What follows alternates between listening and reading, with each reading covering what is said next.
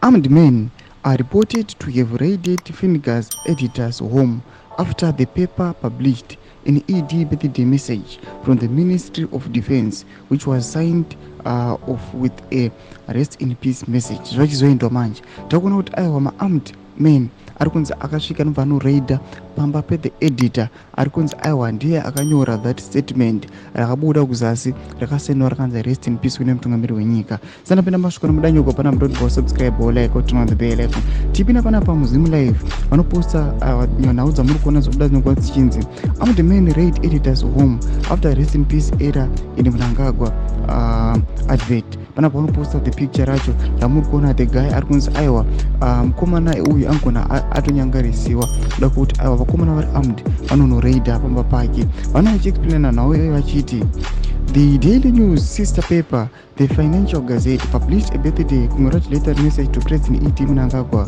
by the Zimbabwe Defense Forces with a serious error in its edition of this week. Panapa vanobudisa pekutanga vamuri kuona kuzasi kwange kwaonekwa kunzi may soul rest in eternal peace. Then page 2 another statement inobuda is a corrected version. Vanoona kuti aiwa maspelling acho anga akatokanganisika kuti ndevele yacho yakanyagwa akanzi amhlope tonoka kuti haizi the correct spelling yacho, vatiri kuona kuti aiwa these guys they are incompetent, these guys they are failing to do their work.